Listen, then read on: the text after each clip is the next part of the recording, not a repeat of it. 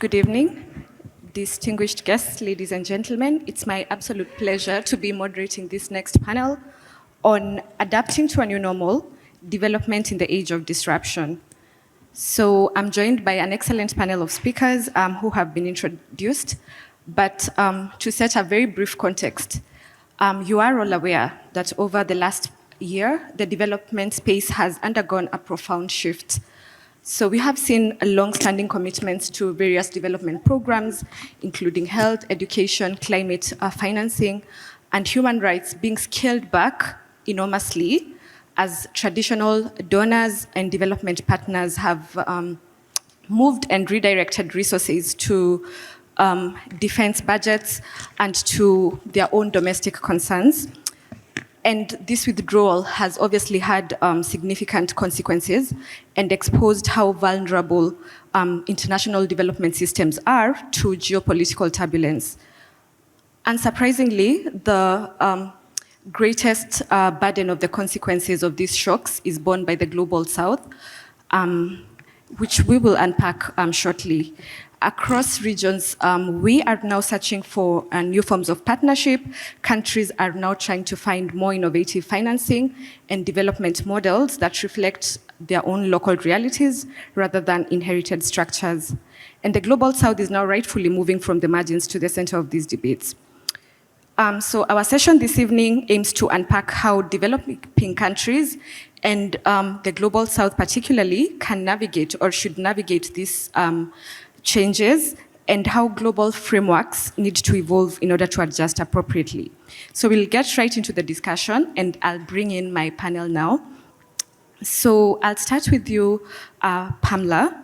My first question to you is, African institutions, and particularly the African Union Development Agency where you work, have been central in articulating continental priorities.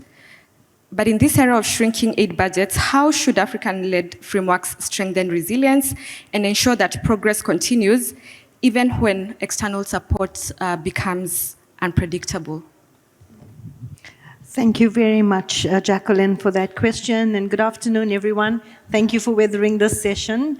I just want to start off by saying I don't think Africa is unaware of its situation. I think we will enter 2026 with a clear understanding that there is this global development shift, that the shift in some cases will be irreversible, and we know why.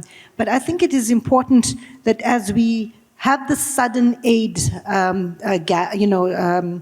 budget cuts, it's not just about reflecting the financial disruptions that it's caused in the financial gaps. I think it very much exposes the structural formations that we face are faced in the African continent, and that is why in Africa has taken the stand of this Agenda 2063. Many people don't actually know that this is the only continent with a 50-year plan. And our member states are really aligning their national development plans on that. And the reason being is that because this is intended to be a structural transformation. And this 50-year development plan is further broken down into 10-year incremental plans that is reviewed and assessed from after every 10 years. They've even done a midterm review after every 5 years because it's intended for the structural formation. But this resilience also begins with, for example, we have the African Continental Free Trade Agreement that has become a primary engine for Africa's development. It's a market that can be unified with about 1.4 billion people that will certainly help us reduce our poverty levels and build regional value chains, which is a fundamental approach to advance regional integration on African terms. But also we have the African strengthening of the South-South cooperation. And earlier we heard about this context, right? The fact that we are here in the Cape Town conversations, it's trying to show how this is formed in terms of the South-South cooperation. Just the content that we're sharing today forms a fundamental approach, whether we have the AU-India digital strategy, whether we have the AU the Latin America Climate Corporation, or the AU ASEAN on trade corridors. These are global alliances and partners that Africa is realizing that it needs to form its own, be a recipient of its region. And of course, also in the African context, we know that we must actually unlock our sovereign wealth and pension funds, our asset class managements on a lot of these sovereign wealths, so that we can unpack our own blended financing mix. I think it's important in doing this to reduce the dependence on the unpredictability of donor cycles that we find ourselves, but also to just encourage you that a lot of these countries in the continent have weathered the storm. For example, in Rwanda, we have extremely strong state capabilities, right? Where we are disciplined public institutions, and they have stayed on track because they've maintained progress throughout, be it in the health systems or in the maintaining progress in the procurement systems. I think Rwanda is a good example where its financial ecosystem, irrespective of the fluctuations that have happened. Same we see with Ethiopia. Ethiopia have invested a lot and have rapidly reduced its poverty levels. In terms of also infrastructure growth, we have witnessed over the years how they relied very little on aid, but have also reduced that. And we can name many. Botswana is also one of them who have been consistent in sustaining the economic growth, as well as Ghana of recent, where we see that they have focused a lot on education to build strong institutions. And globally, we can name countries like Mauritius, Singapore, and Vietnam as well, where these countries have focused on investing in the machinery of the state. Thank you. Yeah, thanks, Pamela. I'd like to bring in Camilla. So she's talked about the regional institutions, but I do know that you have significant experience working with the private sector and community-led organizations. And so my question to you is, what innovative financing models or cross-sector collaborations have emerged in your region? You do work both in Latin America as well as Africa. So what ideas do you have with regards to what could help close the widening resource gap that has been left by the retreating partners? Thank you. I don't know if it's the first all-women panel, but it's quite something, no? I just realized it's nice to see us all here. Thanks for the question. I'm Camila. I'm from Argentina. I come from the public sector. I was a member of Congress and the director of youth policies in Argentina in social development. Now I work for a purpose-driven company called The Future Co. that brings people out of rural poverty by targeting each of the indicators of the multidimensional poverty index, both in Africa and in Latin America. And we do this with over 12 to 15 years of experience working on the ground in poverty in Argentina and other parts of the world. And what I actually wanted to start this discussion, or my part of it, considering the context of what we're discussing, right? So we're discussing international development financing, and there's 831 million people in the world who live in poverty. So that's a lot of people. And as you know, there's a high percentage of that in sub-Saharan Africa as well as Latin America. So it's not just something on the margins of a global discussion. It should be in the center. And for some reason, in the past years, we've seen shifting interests driving away from inequality and poverty.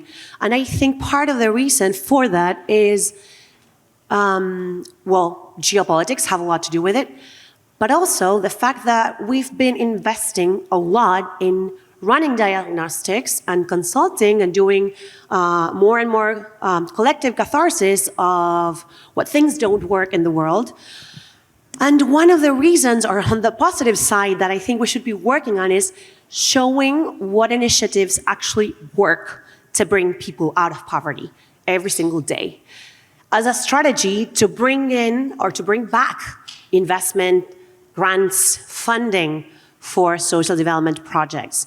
The ones we're working on right now at the Future Co is we're a purpose-driven company. We're not an NGO, and we work with governments and multilateral banks and or with companies such as mining companies or companies that have a huge stake in working with communities.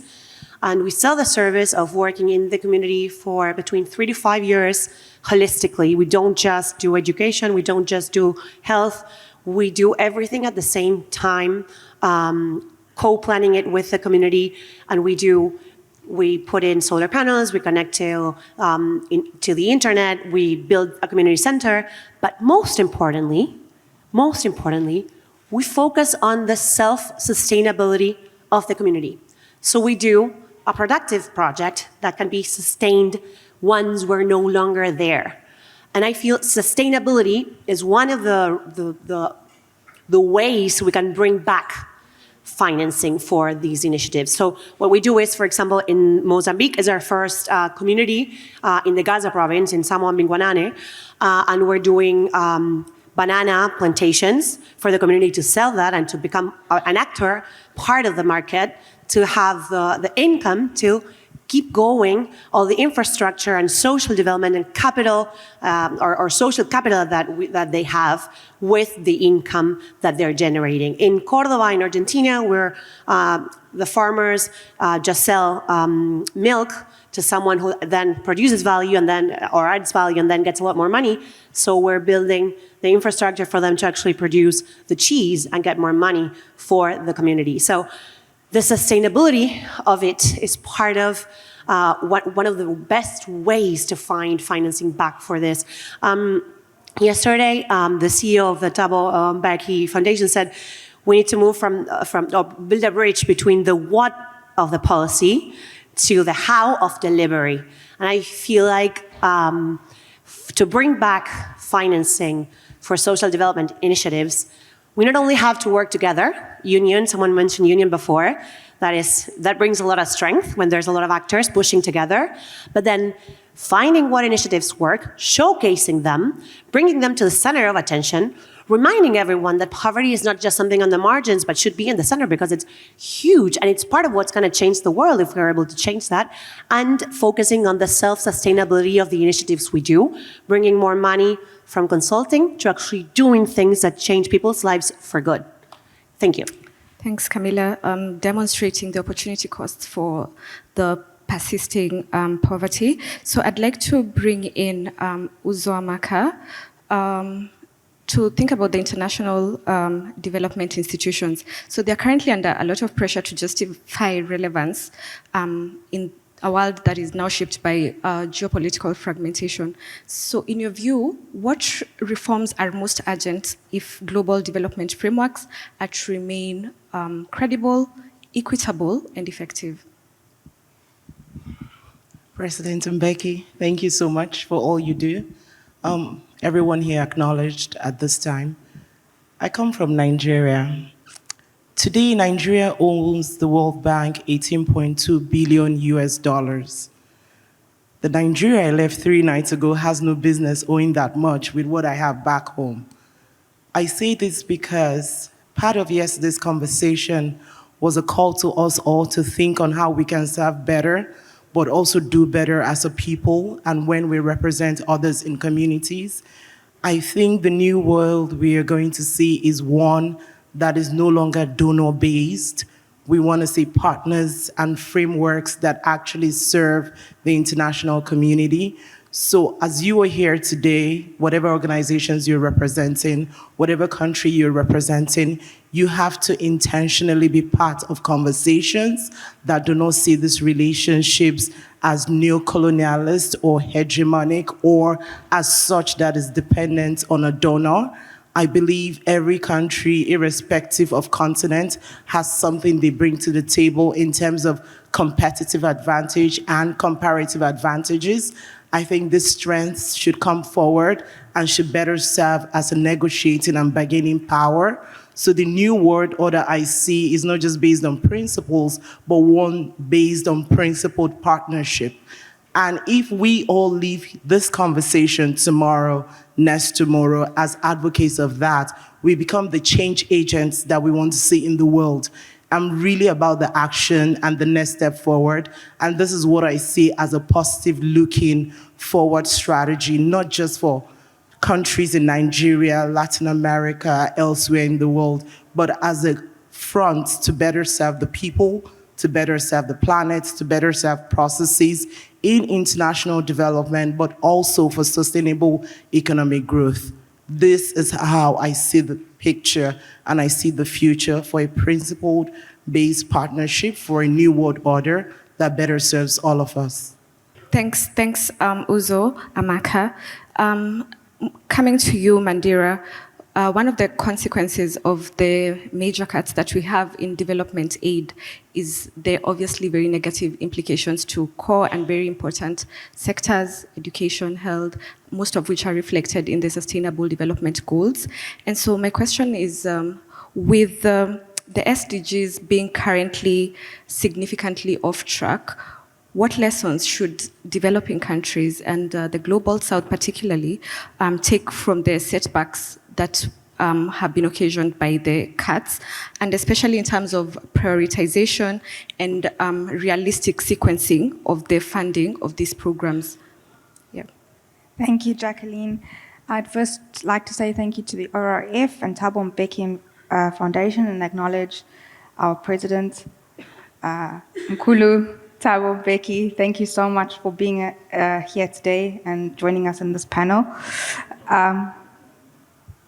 So I think, yes, rightly so, what we can agree on is that, or what the primary takeaway should be, or the lessons we've learned from the recent kind of global crises, the pandemics, the kind of several conflicts, the climatic catastrophes, is that the strategy of almost trying to implement everything everywhere is not working, and it hasn't been working for quite some time. And our new normal requires a shift from a comprehensive implementation approach to, as you've rightly put it, a more strategic sequencing approach that is kind of ruthless when it comes to prioritizing specific investments. And when we look at the Global South, and especially developing countries, the strategies that we've started to see emerging in places like Benin and Vietnam is there's a focus on kind of three factors. What we'd called multiplier SDGs or multiplier goals, the prioritization of enablers, so these are factors that create a conducive environment for strategies to be implemented to achieve goals, and being realistic. So what do I mean by this, right?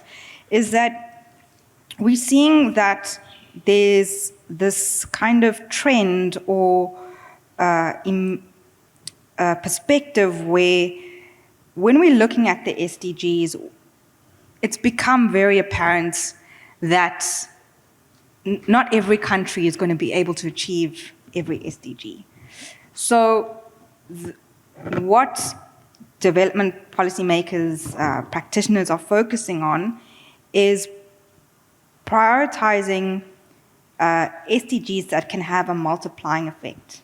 So by this I mean, so if we look at the SDG 6, right, goals that focus on clean water and sanitation, and then if we look at SDG 7, affordable and clean energy, those can be considered as high impact multipliers, because if we follow the logic, so if we prioritize access to clean water, clean energy supply, it will likely have a ramification for health and productivity. And in that sense, it will reduce kind of the burden on healthcare systems, and it creates this feedback loop.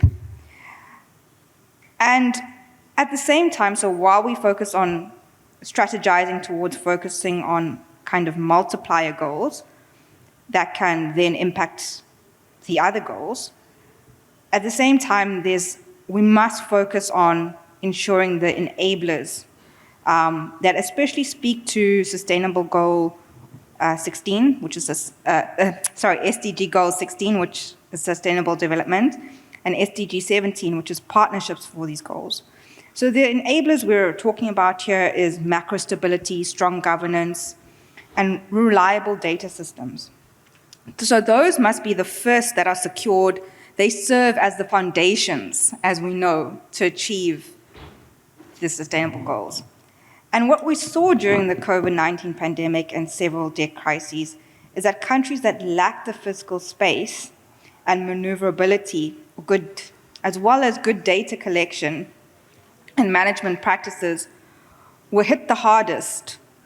So we cannot sustainably fund social progress if the financial and institutional foundations are weak. And just keeping in mind the time, I want to bring us to the point of being realistic, especially when we're looking at energy transitions. And this is quite a contentious point in South Africa, which is quite a coal-dominant economy. So, yes, the idea is to transition to cleaner energy, to have a lower carbon footprint, but that's not going to be achieved overnight, and that's not going to be done by totally eradicating the use of coal. And similar to how Vietnam accepts that, they will for a while be dependent on gas before transitioning to more sustainable, renewable forms of energy, South Africa, in the same vein, accepts that there will be this dependency on coal for a while before we put the mechanics, before we put the building blocks, before we put the social safety nets in place to transition to a more a cleaner kind of energy economy. So those are the three points that I think on factors that developing countries should prioritize. Thanks, Manjira. Given the time, I'd like for you to give me a very brief response for the second round of questions. So Pamela, I'll come back to you and prod a little further to the first question on the place of institutions and Africa's approach to partnerships. So my question is, what principles should guide Africa's approach to new partnerships so that cooperation is affected less by geopolitical interests and aligned more to long-term development goals? What should be the underlying strategic principles? Great, thank you for that question. And I think the central principle, it must be that Africa partnership goes forward with an intention. What do I mean by that intention? That intention means that we cannot focus on short-term geopolitical anxiety. I did start by saying we have a 50-year continental plan. It means that we need to focus on the long-term structural transformation, partnerships that have the core interest of not just collaboration, but of development collaboration. It is fundamental that we need to strengthen our continental value chains. We need to have deepening our productivity capacity as well as the state capabilities. It is fundamental that we do that. And in the African continent specifically, we need to also recognize that we have very powerful buffers. What do I mean by these buffers? We have development frameworks. I said the Continental Free Trade Agreement. We have CADP, which is a continental agricultural framework. We have PIDA, which is the infrastructure development framework for Africa. We have the Africa CDC. We have so many of these fundamental policy tools and platforms that we are governed by, that I think it's absolutely fundamental that despite there are financial instabilities, fluctuations, we have this real stabilizers in the continent. And if you look quickly at the way we scan ourselves regionally, in the East, they have really improved on digitalizing customs and our cross-border trade. In the West, we have been piloting regional pharmaceutical manufacturing value chains. And in the SADC, we have been developing green hydrogen corridors. In North Africa, they've been doing digitalizing environmental digital hubs. And the last one being central, where they tie up with the climate smart agricultural. So I think if we just focus on these innovation avenues, and most importantly, I just want to take us back to the two panels ahead of us that spoke about the pace of innovation, that spoke about TikTok, et cetera. I think where we go wrong is that Africa doesn't lack the ideas, but I think it's the harmonized regulatory ecosystems that are not in place, and therefore we are strapped. So the speed and the pace in which harmonization of regularities happen is not aligned with Africa's innovation. Thank you. Thanks, Pamela. Camilla, in about a minute, and I think she has alluded to most of it in terms of discussing the principle of innovation, because my question is, how should development initiatives be redesigned to remain both sustainable and responsive in the current context? So I was thinking about Samir Saran's speech yesterday about the politics of power, purpose, and principle. I think we should go back to that often because it kind of summarizes up the whole thing. First of all, we have shorter funding for development. On the happy side, we have technology, which is also making the prices of things that used to be a lot more expensive cheaper. For example, to have clean water or to have access to satellite energy in areas that were very remote. What we need to work in, despite of the lack of funding, is that this is still really urgent for our people. Poverty is still super urgent. So we need to work on strategies that are sustainable, like I said before, and make sure that we know that infrastructure in itself clearly is important because the multidimensional poverty index refers to, for example, having a dry toilet in each house for you not to be poor. But infrastructure by itself does not make someone less poor. There's a lot of social capital transfer that needs to happen. There's a lot of people need to have work, need to have the time to work. Families need care systems. So there's a lot of, I wouldn't say soft because it's really hard, but there's a lot that has to be around infrastructure for development to actually work. So again, focusing on the principle, not just infrastructure, and making sure that what we do is sustainable regardless of how much financing we have. Each of the initiatives that are funded can actually really solve poverty and move on and make people's lives better. Thanks a lot, Camilla. Ugochukwu, one of the greatest risks in periods of disruption, such as what we have, is that cross-cutting issues related to gender, to human rights, to climate justice tend to be forgotten or to be sidelined.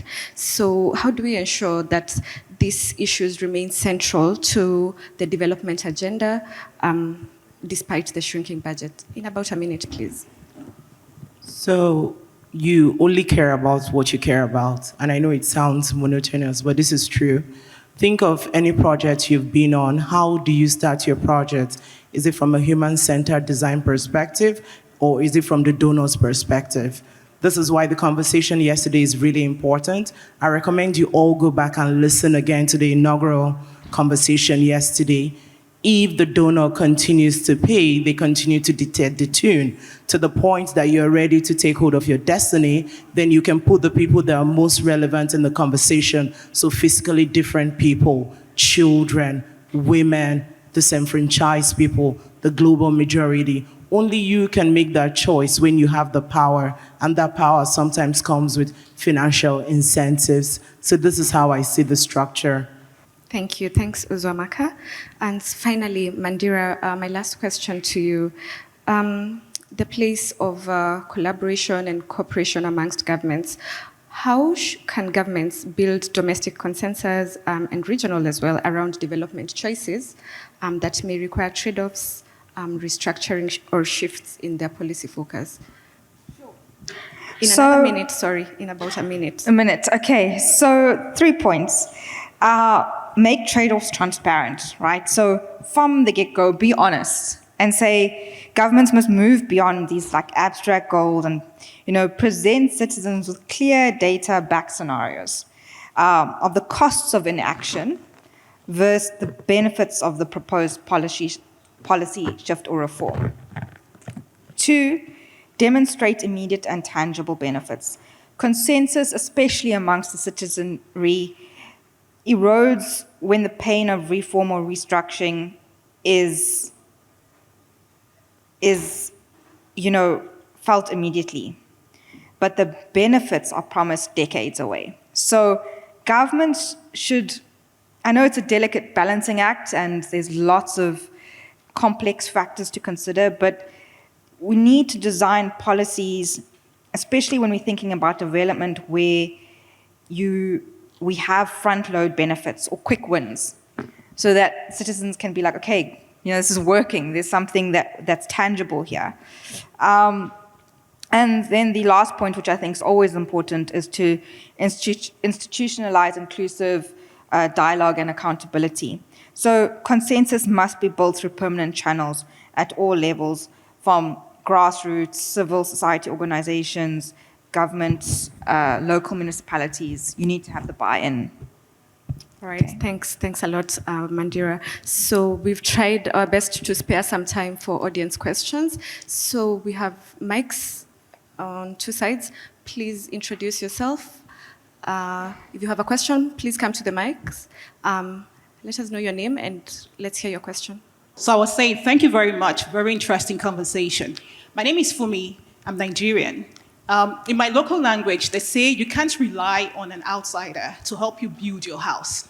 And when I think of it, I believe Africa needs to look inwardly to develop and achieve its goals. And we all know that there's no free food. Yeah? Aid comes at a cost. So in a way, it might be good news for us that the West is cutting its aid to Africa. I guess my question to you is, I would like to get your thoughts on the role of the private sector. How can we incentivize them to play a bigger role in partnering and supporting the growth of Africa? When the gentleman from HAPSA spoke earlier today, he mentioned some initiatives and actions that they were taking in supporting the growth of South Africa. So it would be good to get your thoughts on how we can get other private companies in Africa to do more of that. Thank you. Thanks, Fumi. Let's come here to Dominic. Thank you. Thank you to the panelists, and again, thank you to the Thabo Mbeki Foundation for the contribution bringing us here.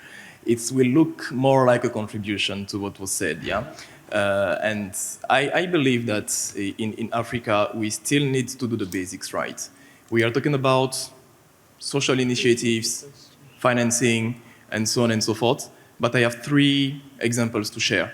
Please keep it brief. So basically, the first thing, I will be quick. It's first about education, because now when we talk about social initiatives, it's more about social business in Africa. Investments will come, it will go somewhere in a packet of 2-3 families and gone. Second example is, I see, because I'm working in the automotive industry, and I was following the transformation between the traditional energy generation for the vehicles and now the electric transformation. And then the question was, okay, we decide to move from the diesel to electric. But those batteries, they are working with lithium, which is another mineral. So are we leaving a problem to jump into another problem? Are we really thinking and doing the basics right? The last example is when I was traveling, when I was a student, I used to travel from Côte d'Ivoire to Nigeria by roads. And at the Togo, all the borders, but the famous one was the Togo borders, where we talk about free movement of people and goods in West Africa, but at least people at the border. The amount of money and the stress that you are going to pay there, and when you complain, simply the custom or the immigration agent will tell you, go and call those ECOWAS people to come here and do my job. If you can do that, pay and go. Which means, we need to have people being safe when they are working, where they are working, and have the salary that they deserve to do the right thing. If this is not done, we'll continue to steal, and the money will be very useless for the community. Thanks. Thank Thanks, you. Dominic. Brilliant. Please, let's keep the questions concise. Rufus, please go ahead. Okay, thanks. My name is Rufus Karanja from the Embassy of Switzerland. Of course, this topic is quite important, even to the government of Switzerland. Maybe on top of the addition to the private sector is how to better leverage what we would call non-traditional donors, so the philanthropy. And my question is, because on the backdrop of order reducing, of course, we see the MasterCards, IKEA foundations coming in very much. But my question more is, how do we then incentivize much more of the Africa philanthropy? Of course, we have have Thabo Mbeki, but in your country, you have Aliko Dangote. In my country, we also have others who are very much tapping into this. So that's one particular question. Then on partnerships, I think one of the things that is a big lesson learned even from COVID, it was the local organizations, it was the grassroots that actually met or were the front line. How do we better, with the reduced order funding, how do we better incentivize these local grassroots to actually become or to step in at this particular time? Thank you very much. Thank you, Rufus. Before, let's come here, and then I'll take that as the last one. Yes, please. Thank you very much. Yes. My name is Luke Tafadzwa Mupinga Shato. I'm from the Thabo Mbeki. So my question is very straightforward. Please. One of the reasons why Africa is slowing down in terms of development is because of the large capital flight out of Africa. Do you think it's feasible that we can return back the capital that left out of Africa? If so, how can we do it? Thank you.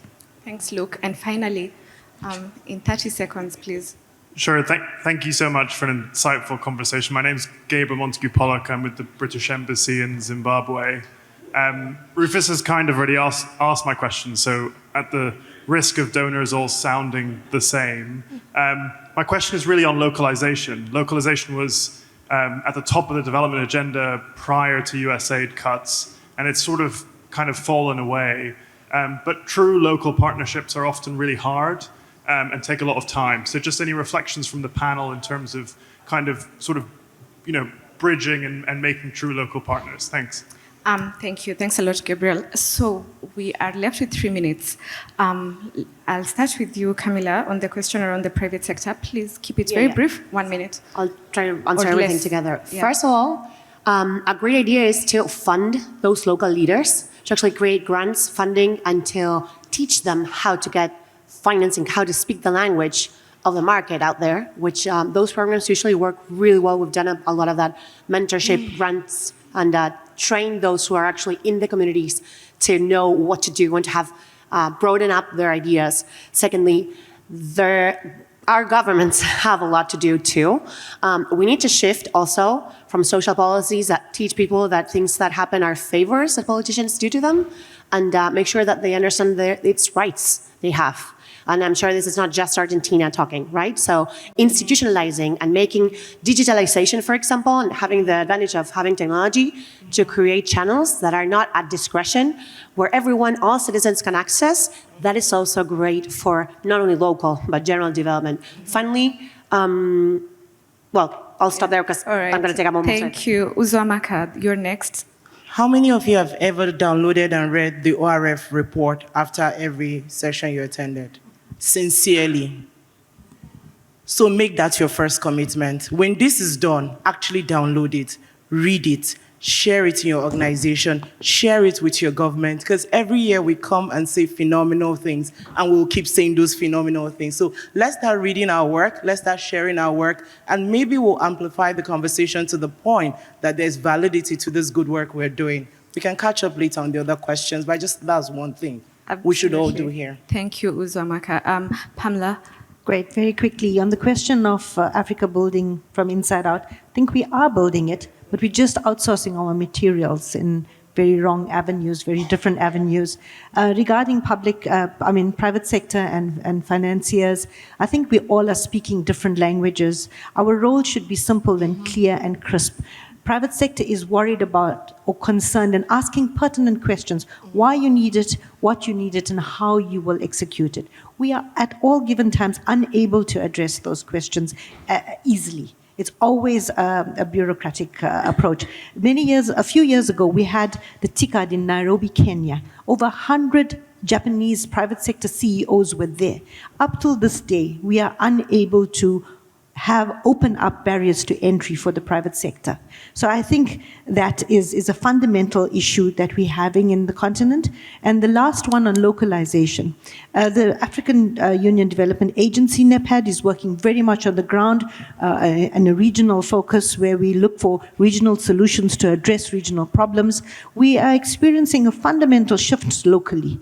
Locally, we see in Togo, for example, where communities are gathering together and creating their own own microgrids to provide energy to one another. They've gone back to almost the barter system of I want what you have and you have what I want, and we would trade in this manner. And it's working. We saw in the unrest of South Africa who was there to clean up the streets. It was our faith-based organizations, our youth. So we work from the ground up, but we see results more on the ground, and it doesn't really surface on the top or penetrate in that manner. Thank you.